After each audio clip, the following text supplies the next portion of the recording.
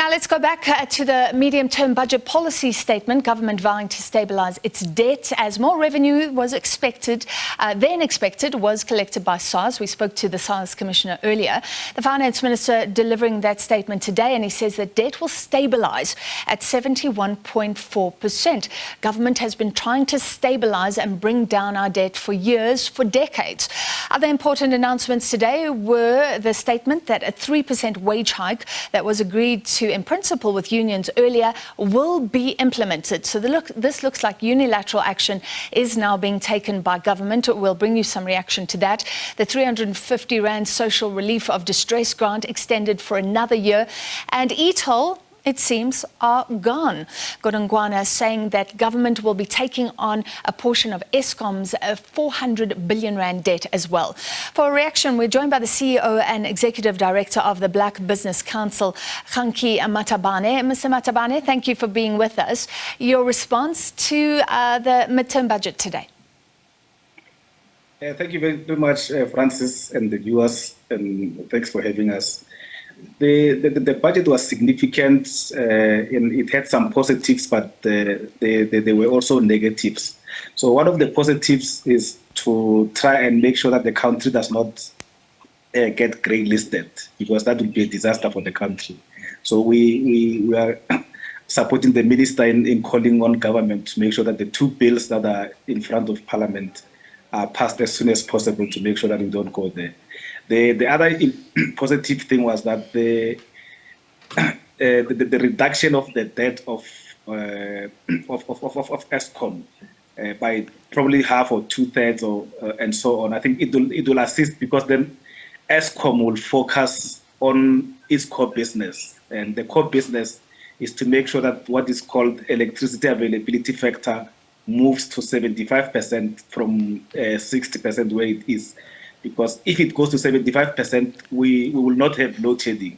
That is a scientifically proven theory. So we hope it will then make sure that the board focuses on the right things and deal decisively with management. What disappointed us is that the budget doesn't seem to be recognizing the fact that we have high unemployment. We have poverty, serious poverty, and the economy is not growing. So to grow the economy, in our view, you have to support small business, you have to support black business, you have to support women-owned businesses. And you can only do that through funding. We had thought that the minister is going to say, I'm setting aside a certain funding so that I support these businesses. Then these businesses can create jobs. As we all agree that jobs will be created not by the government, but will be created by businesses. So it's important that we talk left and then also go left, instead of talking left and then go right. And we hope that some of this proposal will also be implemented. The other issue that we're not necessarily happy with is for the National Treasury, in terms of the procurement regulations, to say each and every organ of state will implement economic transformation the way they see it. We think is passing the buck by National Treasury, because the law of this country basically says National Treasury is the one that must devise means of ensuring that state uses state procurement to transform the economy, support the small business, support black business, support women-owned businesses. But National Treasury then says, in the regulations that they have, they're going to leave it to anyone in the state to do as they wish. We think that is not necessarily going to help in the journey of transformation.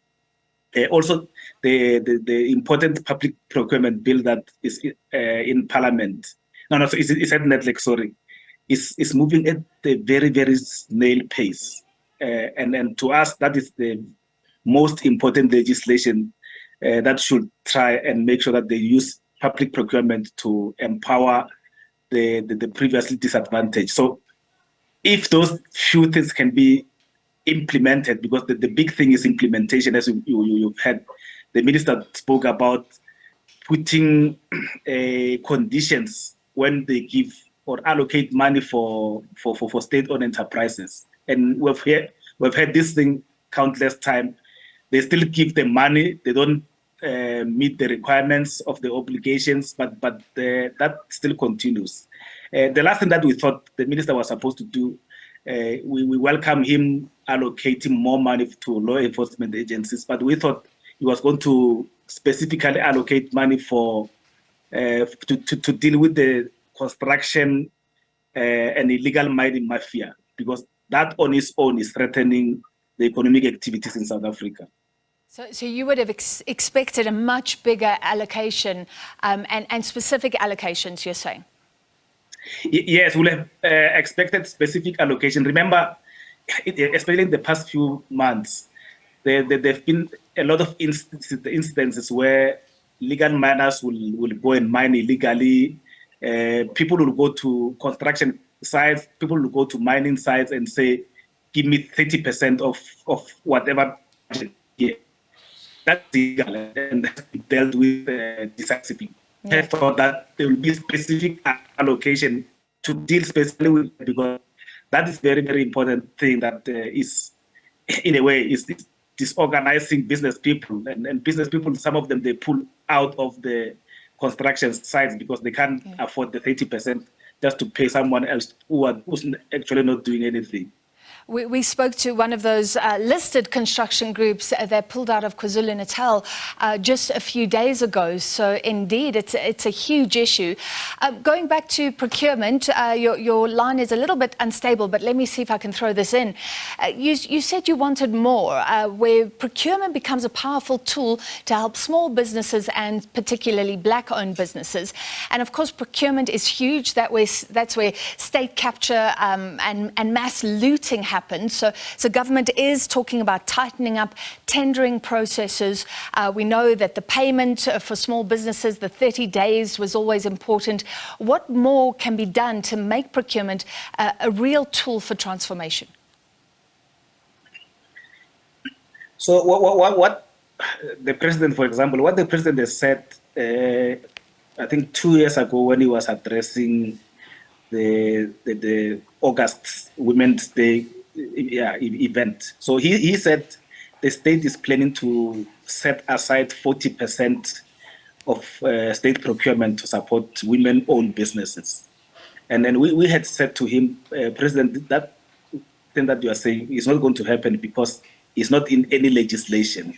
Hence, we are saying the public procurement bill that has been discussed at NETLEC is a very, very important tool, because in that one, you can then say 40% I'm setting aside for females.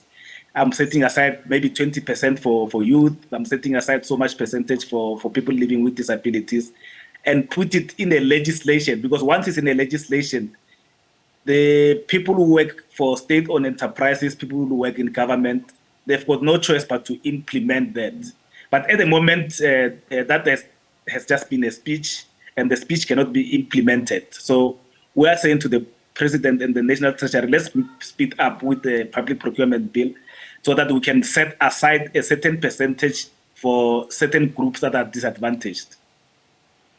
All right. Thank you very much. The CEO and Executive Director of the Black Business Council, Kganki Matabane, responding to that medium-term budget policy statement today.